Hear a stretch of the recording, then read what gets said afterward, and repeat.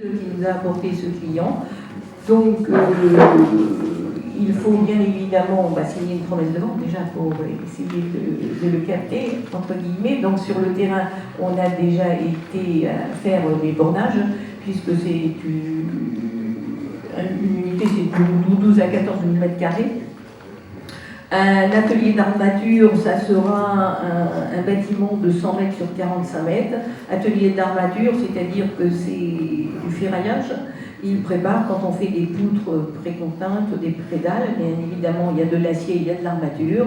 Donc c'est une société qui fera ces armatures pour emmener après chez les faiseurs qui fabriquent effectivement les prédales, les poutres. Voilà.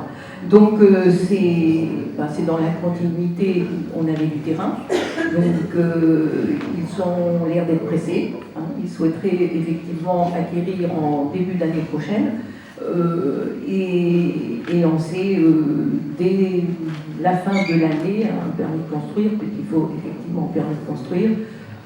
Le financement aussi, ça fait partie des conditions suspensives, et à la sortie, ils nous annoncent une trentaine d'emplois. Voilà. Donc ça, c'est le premier point. Donc là, en principe, moi j'ai bloqué avec le notaire de pouvoir signer que le président puisse signer fin juillet cette promesse de vente.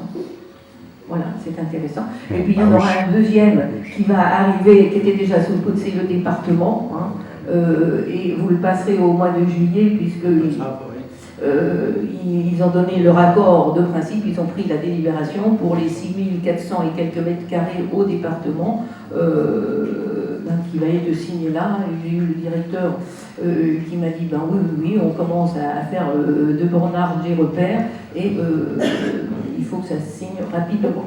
Voilà.